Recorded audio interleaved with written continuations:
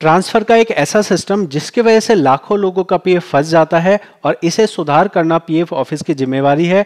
Dear EPFO series के अंदर हम ये वीडियो बना रहे हैं जिसके अंदर हम पीएफ ऑफिस को बताते हैं कि आपके इस सिस्टम में यहाँ गलती है, अगर आप इसे ठीक कर लेंगे तो पीएफ मेंबर्स को ये सुविधा होगी। तो आज का जो हमारा टॉपिक है वो बहुत ही रेलेवेंट, बहुत ही इंपॉर्टेंट है। जैसा कि आप देख पा रहे हैं, देखने में मिलेगा कि भाई हमारे पुरानी आईडी से पैसा ट्रांसफर होकर न्यू आईडी में आ गया। कैसे दिखेगा आपको, मैं आपको दिखा देता हूं। देखो, सबसे पहला पॉइंट तो ये है कि अगर नॉट अवेलेबल यहां आ गया तो मेंबर को लगेगा ठीक है, नॉट अवेलेबल मतलब हमने देखा था कि कंप्लीट हो गया, इसका मतलब अब हमारा आगे काम बन चुका है, अब हम आगे पैसा निकाल सकते हैं। फिर अगर वो पर्सन पासबुक पे आएगा तो पासबुक पे उसको होम पे जाने पे क्या दिखेगा, होम पे जाने पे दिखेगा कि भाई साहब हमारे तो पुरानी आईडी में से सब में से पैसा ट्रांसफर हो गया है, सारे पैसे इकट्ठे होके एक जगह आ गए हैं। अब वो पर्सन क्या करेगा, पासबुक में आएगा, पासबुक में उसको एक ये टेक्निकल सी लाइन देखने को मिलेगी कि amount receive credit is subject to verification. अब अनफॉर्चुनेटली एक ले पर्सन को जो कि इस पीएफ के कानून को नहीं जानता है, उसको ये नहीं पता है कि ये जो सब्जेक्ट टू वेरिफिकेशन लाइन लिखी है इसकी वजह से अभी उसका वेरीफाई नहीं हुआ है, और अगर वो आज के दिन में इस फॉर्म को भर देता है तो इसके आगे जो अमाउंट मेंशन है वो इसे नहीं मिलेगा। तो यहाँ गलती पीएफ ऑफिस की क्या है, गलती पीएफ ऑफिस की ये है कि फर्स्ट ऑफ ऑल आपको इसमें टाइम नहीं लगाना चाहिए। अगर आपने ये दिखा दिया कि आपका क्लेम सेटल हो गया है, जैसा कि आप क्लेम पे जा रहे हैं, क्लेम पे जाने के बाद अगर मैं आपको यहाँ पे ट्रांसफर क्लेम दिखाऊंगा तो वहाँ क्लियर कट मेंशन है कि आपका ट्रांसफर इस तारीख में कंप्लीट हो गया है, इतने अमाउंट का कंप्लीट हो गया है, और यहाँ तक कि जो पुरानी पासबुक है उन सभी में अमाउंट जीरो हो गया है। तो अगर ये स्टेप आपने क्लियर कर दिया तो ये सब्जेक्ट टू वेरिफिकेशन वाला स्टेप होना ही नहीं चाहिए। और अगर सब्जेक्ट टू वेरिफिकेशन वाला स्टेप आपको करना ही है, मैंडेटरी है आपके लिए करना, तो आपको इसे ऑटोमेशन में करना चाहिए। अगर आप इसे ऑटोमेशन में नहीं करेंगे तो यही होता आएगा जो सालों से होता आया है।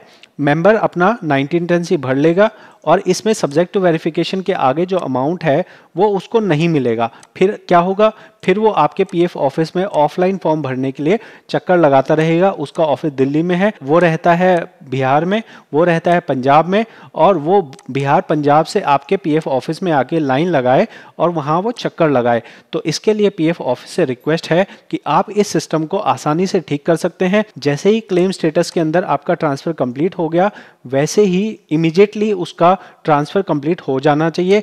किसी भी मेंबर का इस तरह सब्जेक्ट टू वेरिफिकेशन नहीं रहना चाहिए। बाय चांस अगर सब्जेक्ट टू वेरिफिकेशन है, आप कहते हो कि भाई हम इस सब्जेक्ट टू वेरिफिकेशन को नहीं हटा सकते हैं, तो आप इसे ये एश्योर कीजिए कि इसके लिए 1 हफ्ते का टाइम हो या फिर 2 हफ्ते का टाइम हो।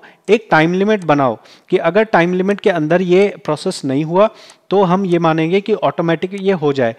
मैं बहुत सारे पीएफ मेंबर्स को जानता हूं जिनका 3-3 महीने से सब्जेक्ट टू वेरिफिकेशन है, उनकी कोई गलती नहीं है लेकिन उन्हें भुगतना पड़ रहा है। इसके अलावा नेक्स्ट पॉइंट ये है कि अगर कोई ट्रांसफर सब्जेक्ट टू वेरिफिकेशन है और कोई मेंबर वहां 1910 भर देता है तो आपके सिस्टम पे रिफ्लेक्ट होना चाहिए कि भाई साहब इसने ऑलरेडी अभी ट्रांसफर फॉर्म कंप्लीट नहीं किया है और इसका 1910 सिस्टम में आ गया है। तो पीएफ ऑफिस से कृपया करके ये रिक्वेस्ट है कि फर्स्टली आप सब्जेक्ट टू वेरिफिकेशन की रिक्वायरमेंट को खत्म कीजिए। अगर खत्म नहीं कर सकते हैं, एक टाइम बाउंड तरीके से उसको कंप्लीट कीजिए। अगर उसे टाइम बाउंड तरीके से कंप्लीट नहीं करना है और पर्सन अगला फॉर्म भर देता है फाइनल सेटलमेंट के लिए, तो उस फाइनल सेटलमेंट के फॉर्म को पास मत कीजिए अनलेस वो सब्जेक्ट टू वेरिफिकेशन क्लियर हो जाए। दोस्तों, ये जो वीडियो है ये एक कंप्लीट मैं सीरीज बनाऊंगा जहां पे मैं पीएफ ऑफिस को जानकारी दूंगा। तो आप लोग अगर पीएफ मेंबर हैं या फिर अगर आप पीएफ के अधिकारी हैं, कृपया करके अपना जो भी आईटी डिपार्टमेंट होगा या जो भी आपके जो ऑफिसर्स होंगे उनको ये दिखाइए कि उनके सिस्टम पे क्या क्या मिस्टेक हैं, क्या क्या उन्हें मॉडिफाई, क्या क्या सुधार करने की जरूरत है। मैं आशा करूंगा ये वीडियो ईपीएफओ तक पहुंचे और वहां पे अधिकारी इसको देखकर, इसको समझ के इसको सुधार करें। मैं 100% जानता हूं कि पीएफ अधिकारी इस प्रॉब्लम के बारे में अवेयर हैं, लेकिन अनफॉर्चुनेटली क्योंकि एक सरकारी सिस्टम है तो हम सरकारी सिस्टम में ये सब मान के चलते हैं, सरकारी सिस्टम ऐसा ही होता है, लेकिन ऐसी बात नहीं है। अगर सरकारी अधिकारी अच्छे से काम करें तो ये सिस्टम भी प्राइवेट सिस्टम की तरह इफेक्टिव एफिशिएंटली और इफेक्टिवली काम कर सकता है। तो यही मेरा प्रयास है कि जो मेरे को नॉलेज है, जहां मैं जानता हूं कि पीएफ ऑफिस के सिस्टम में कुछ कमी है, उसको एक सीरीज के माध्यम से बताऊं। हो सकता है मेरी ये वीडियो आज ना देखी जाए, हो सकता है 5 साल बाद देखी जाए, लेकिन जब भी कोई भी इसे देखेगा उसे पता होगा कि भाई कोई एक आदमी था जो पीएफ ऑफिस को बता रहा था कि उसके सिस्टम में कहां कहां कमी है और उसे क्या ठीक करना चाहिए।